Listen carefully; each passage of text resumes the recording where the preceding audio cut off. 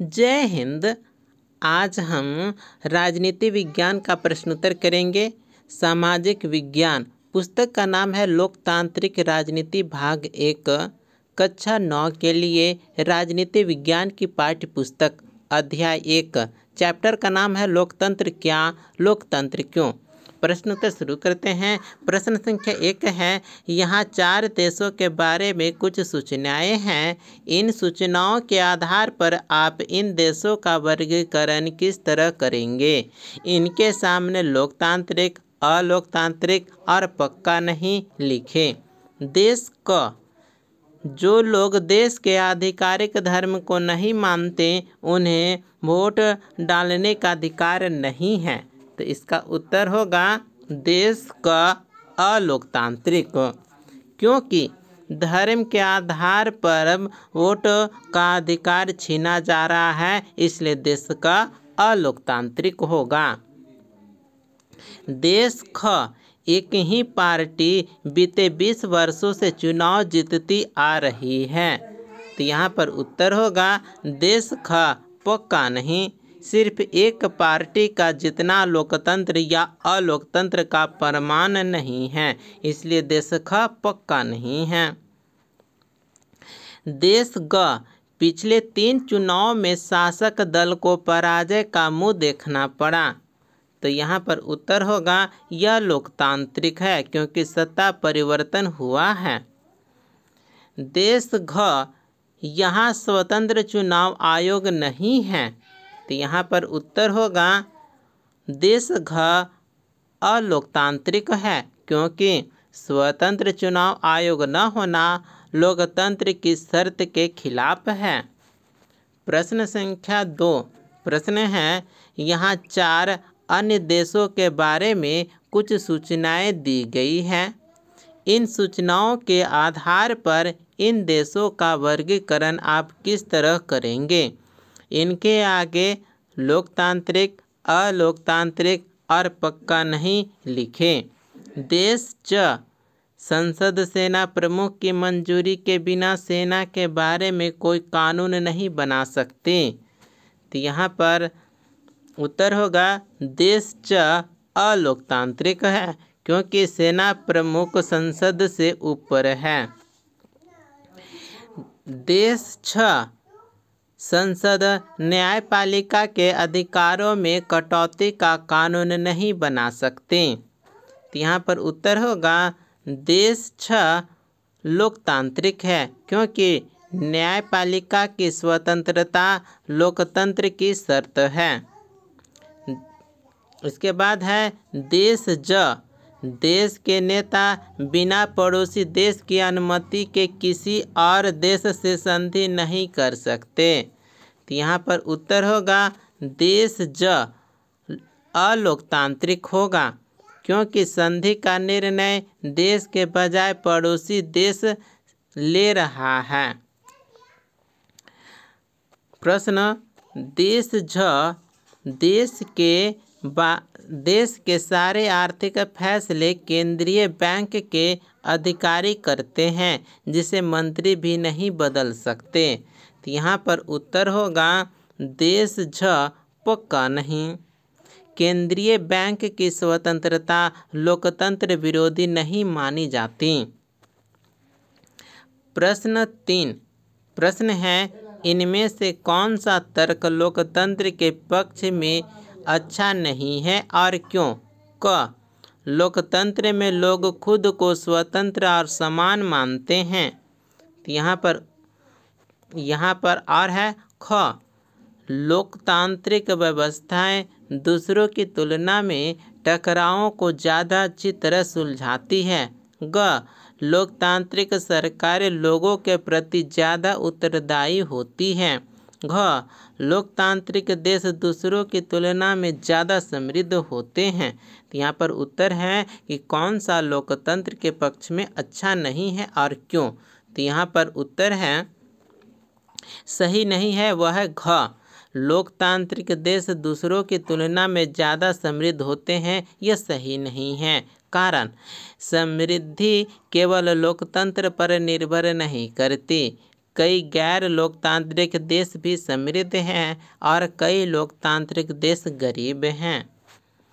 प्रश्न 4 प्रश्न करता है कि इन सभी कथनों में कुछ चीज़ें लोकतांत्रिक हैं तो कुछ अलोकतांत्रिक। हर कथन में इन चीज़ों को अलग अलग करके लिखें। क एक मंत्री ने कहा कि संसद में कुछ कानून पास करनी होंगे जिससे विश्व व्यापार संगठन WTO द्वारा तय नियमों की पुष्टि हो सके। तो यहाँ पर उत्तर होगा कि लोकतांत्रिक है संसद द्वारा कानून बनाना। अलोकतांत्रिक होगा कि WTO वर्ल्ड हेल्थ ऑर्गेनाइजेशन के दबाव में संसद को बाध्य होना अलोकतांत्रिक होगा। ख चुनाव आयोग ने एक चुनाव क्षेत्र के सभी मतदान केंद्रों पर दोबारा मतदान का आदेश दिया जहां बड़े पैमाने पर मतदान में गड़बड़ की गई थी। तो यहाँ पर उत्तर होगा ख लोकतांत्रिक होगा। चुनाव आयोग द्वारा निष्पक्ष चुनाव सुनिश्चित करना। इसके बाद आगे है कि ग नंबर में है प्रश्न कि संसद में औरतों का प्रतिनिधित्व 10% तक ही पहुंचा है। इसी के कारण महिला संगठनों ने संसद में 1/3 आरक्षण की मांग की है। तो यहाँ पर उत्तर होगा लोकतांत्रिक। महिलाओं द्वारा आरक्षण की मांग करना यदि अलोकतांत्रिक कब होगा जब संसद में महिलाओं का प्रतिनिधित्व बहुत कम होना, यह अलोकतांत्रिक होगा। ठीक है, अब आते हैं प्रश्न 5। प्रश्न करता है कि लोकतंत्र में अकाल और भूखमरी की संभावना कम होती है। यह तर्क देने का इनमें से कौन सा कारण सही नहीं है। क विपक्षी दल भूख और भूखमरी की ओर सरकार का ध्यान दिला सकते हैं। ख स्वतंत्र अखबार देश के विभिन्न हिस्सों में अकाल की स्थिति के बारे में खबर दे सकते हैं। ग सरकार को अगले चुनाव में अपनी पराजय का डर होता है। घ लोगों को कोई भी तर्क मानने और उस पर आचरण करने की स्वतंत्रता है। तो यहाँ पर उत्तर होगा सही क्या है, तो क ख और ग सही है लेकिन सही नहीं है घ है तो सही नहीं है, क्योंकि अकाल भूखमरी का संबंध राजनीतिक स्वतंत्रता से नहीं बल्कि सरकार की नीतियों और जवाबदेही से है। प्रश्न संख्या 6। प्रश्न है किसी जिले में 40 ऐसे गांव हैं जहां सरकार ने पेयजल उपलब्ध कराने का कोई इंतजाम नहीं किया है। इन गांवों के लोगों ने एक बैठक की और अपनी ज़रूरतों की ओर सरकार का ध्यान दिलाने के लिए कई तरीकों पर विचार किया। इनमें से कौन सा तरीका लोकतांत्रिक नहीं है। तो यहाँ पर प्रश्न में क देखिएगा कि अदालत में पानी को अपने जीवन के अधिकार का हिस्सा बताते हुए मुकदमा दायर करना।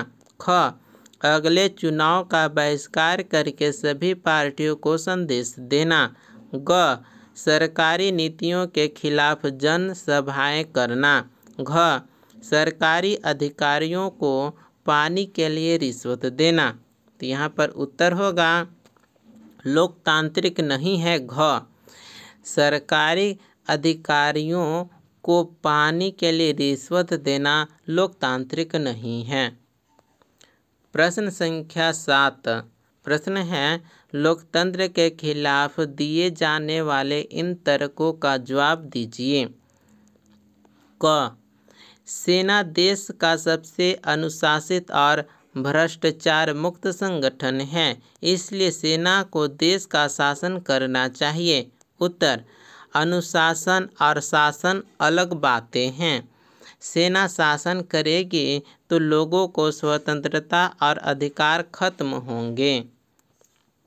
ख बहुमत के शासन का मतलब है मूर्खा और अशिक्षितों का राज। हमें तो होशियारों के शासन की ज़रूरत है, भले ही उनकी संख्या कम क्यों न हो। उत्तर होगा लोकतंत्र सबको समान अधिकार देता है। बुद्धिमान और अशिक्षित दोनों का वोट बराबर महत्व रखता है।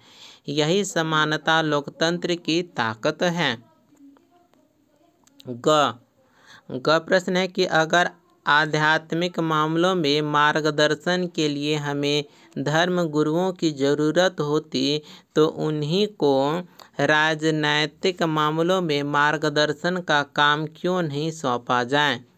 देश पर धर्म गुरुओं का शासन होना चाहिए। उत्तर होगा धर्म का शासन सभी धर्मों के लोगों के लिए न्यायपूर्ण नहीं होगा। राजनीति धर्मनिरपेक्ष रहनी चाहिए ताकि सबको समान अधिकार मिले। प्रश्न 8, इनमें से किन कथनों को आप लोकतांत्रिक समझते हैं, क्यों? क, बेटी से बाप, मैं शादी के बारे में तुम्हारी राय सुनना नहीं चाहता। हमारे परिवार में बच्चे वही शादी करते हैं जहां माँ बाप तय करते हैं। तो यह उत्तर होगा अलोकतांत्रिक, क्योंकि इसमें स्वतंत्रता और समानता का अधिकार नहीं है। प्रश्न ख, छात्र से शिक्षक, कक्षा में सवाल पूछकर मेरा ध्यान मत बटाओ। उत्तर होगा अलोकतांत्रिक, क्योंकि इसमें प्रश्न पूछने की स्वतंत्रता रोकी गई है। प्रश्न ग, अधिकारियों से कर्मचारी, हमारे काम करने के घंटे कानून के अनुसार कम किए जाने चाहिए। उत्तर होगा लोकतांत्रिक, क्योंकि कर्मचारी अपने अधिकार की मांग कर रहे हैं। प्रश्न संख्या 9 प्रश्न करता है कि एक देश के बारे में निम्नलिखित तथ्यों पर गौर करें और फैसला करें कि आप इसे लोकतंत्र कहेंगे या नहीं। क, देश के सभी नागरिकों को वोट देने का अधिकार है और चुनाव नियमित रूप से होते हैं। यह से उत्तर होगा लोकतांत्रिक। ख, देश ने अंतर्राष्ट्रीय एजेंसियों से ऋण लिया। ऋण के साथ यह एक शर्त जुड़ी थी कि सरकार शिक्षा और स्वास्थ्य पर अपने खर्चों में कमी करेगी। तो उत्तर होगा लोकतंत्र पर आंशिक असर, पर यह निर्णय दबाव में है, पूरी तरह लोकतंत्र नहीं कहा जा सकता।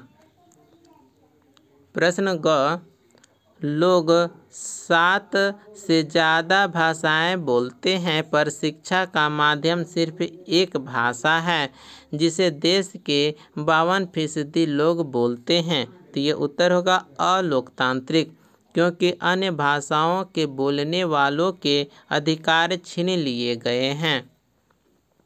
प्रश्न घ, सरकारी नीतियों का विरोध करने के लिए अनेक संगठनों ने प्रदर्शन और हड़ताल की। सरकार ने नेताओं को गिरफ्तार कर लिया। उत्तर होगा अलोकतांत्रिक, क्योंकि विरोध का अधिकार लोकतंत्र का मूल है। प्रश्न अंक, देश के रेडियो और टेलीविज़न चैनल सरकारी हैं, अखबारों को अनुमति लेनी पड़ती है। उत्तर होगा अलोकतांत्रिक, अभिव्यक्ति की स्वतंत्रता नहीं है। प्रश्न 10 देखिएगा, प्रश्न बहुत लंबा है, हम इसका डायरेक्ट उत्तर लिखेंगे। उत्तर है यहाँ पर लिखना है कि लोकतंत्र और गरीबी। उत्तर होगा लोकतंत्र का अर्थ केवल चुनाव कराना या वोट डालना नहीं है, बल्कि यह सुनिश्चित करना भी है कि समाज के सभी वर्गों की भागीदारी समान रूप से है। अमेरिका की 2004 की रिपोर्ट से यह स्पष्ट हुआ कि अमीर और गरीब के बीच आर्थिक असमानता बढ़ने से गरीब तबके की राजनीतिक भागीदारी घट जाती है। अमीर लोग चुनाव में अधिक मतदान करते हैं, अधिक चंदा देते हैं और उनकी चिंताओं को नेता अधिक सुनते हैं।